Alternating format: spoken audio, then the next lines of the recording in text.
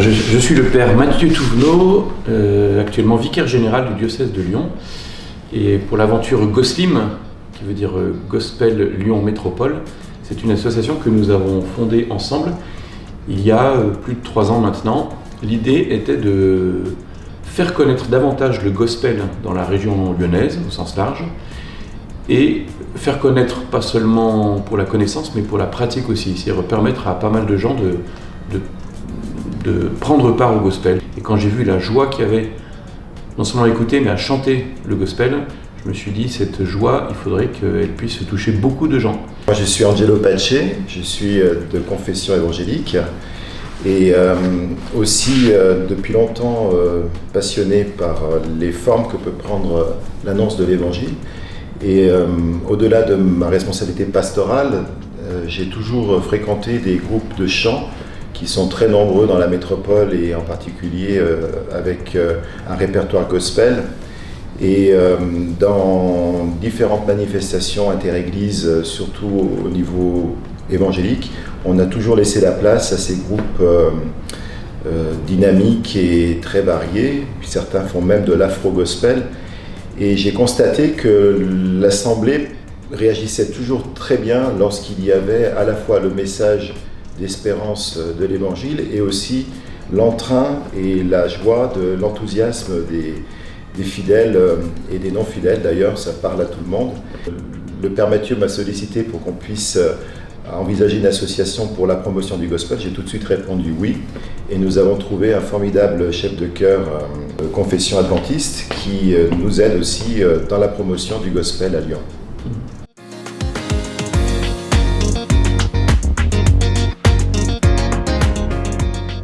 Je me souviens avoir discuté avec quelqu'un à la sortie du concert de gospel de Jazz à Vienne qu'on a eu il y a 1 an avec la même équipe qui sera là à Fourvière cette année. Je rencontre quelqu'un qui me dit « c'est étonnant comme je suis touché par cette musique » et je lui dis « en fait c'est pas étonnant parce qu'il y a la musique mais ce qui est chanté c'est l'évangile. Et l'évangile c'est la parole de Dieu et ça touche les cœurs. Et ce qu'il y a de bien c'est que dans le gospel il y a un gros travail musical, l'expression de la voix utilise plein de techniques différentes, il y a une grande énergie dans la musique et tout ça c'est au service d'un message qui est assez simple, qui est le message de l'évangile. Et même si on l'entend en anglais, en fait, il est assez simple, facile à recevoir, et le mélange entre la musique et le message fait qu'on est touché, et que ça donne envie de comprendre un petit peu ce qui est chanté.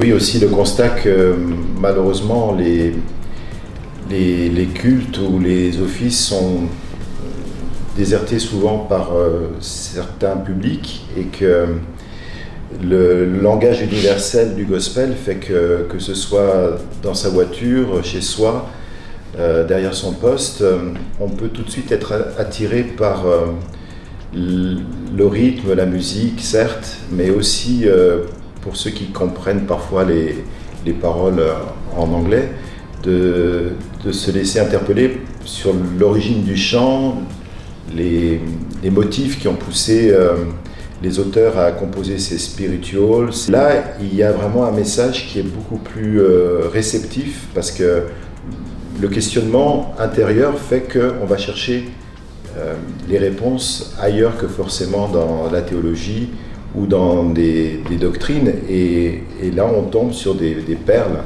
sur des expériences humaines extraordinaires qui parlent à toutes les générations. Ce qui me semble intéressant avec le gospel, c'est que on aborde les questions difficiles de la vie, de notre existence humaine, du côté de la joie et de l'espérance. Où est-ce qu'on peut trouver l'espérance ? Il faut qu'on la trouve ailleurs.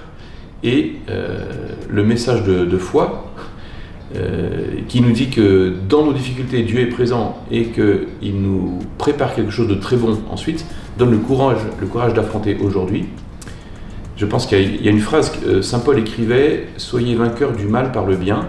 Eh bien, le gospel, c'est celui qui chante le bien, non pas comme une utopie, mais comme le fait que Dieu est présent dans notre vie et qu'il nous propose d'avancer. Eh bien, ça, c'est un cadeau à faire à tout le monde. Et le biais de la musique, et d'une musique contemporaine comme le gospel, permet de toucher des gens qui, a priori, n'auraient pas l'occasion de rencontrer ce message.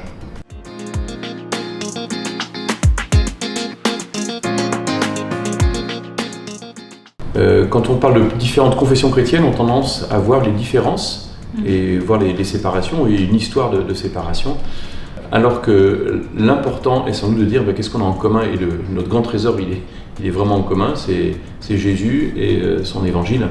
Et donc toutes les occasions de travailler ensemble sont bonnes pour nous. Le gospel, c'est une expression de l'évangile, mais qui est dans le chant et dans la musique, et qui n'essaye pas ensuite de proposer aux gens de rentrer dans telle catégorie très précise de chrétiens. Là, c'est vraiment une occasion très belle de faire ça ensemble. Au-delà de notre réalité terrestre, il y a aussi une espérance, et il y a une vraie confiance à avoir les uns dans les autres. C'est pourquoi l'unité des chrétiens dans l'expression du gospel, c'est une évidence.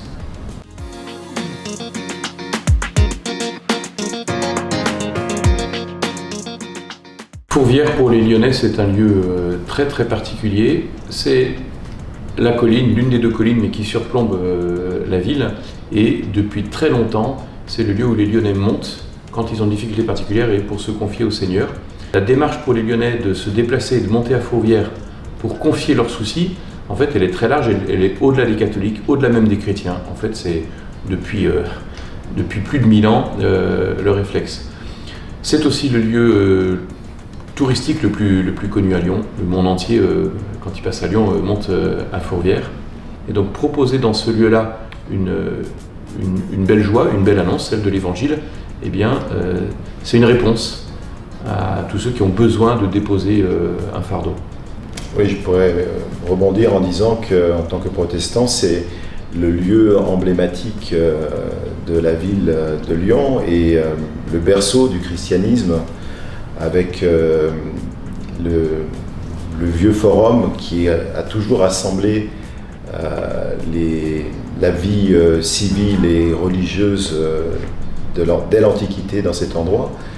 Et au-delà de l'histoire propre à la basilique, de mon côté, j'y vois plutôt le lieu de rayonnement et une caisse de résonance extraordinaire pour que le message qui est annoncé au travers de ces chants puisse retentir à l'échelle de la métropole. Alors historiquement, dans notre association, c'est vrai que les festivals de Gosseline se produisent en commencement à la crypte, mais la vision, c'est quand même d'étendre ces concerts dans toute la métropole et aller au sud, à l'est et au centre de la ville dans les prochaines éditions. Et on est très reconnaissant que la basilique permet déjà de pouvoir commencer avec cette deuxième édition du festival dans ce lieu qui est effectivement la crypte.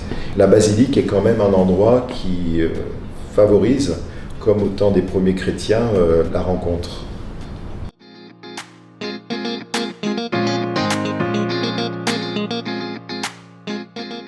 On fait un constat qui est toujours assez surprenant de voir des personnes très loin de la foi être touchées de façon très intime et nous dire après le concert qu'ils ont vraiment été heureux pendant le concert et qui repartent avec une forme d'enthousiasme.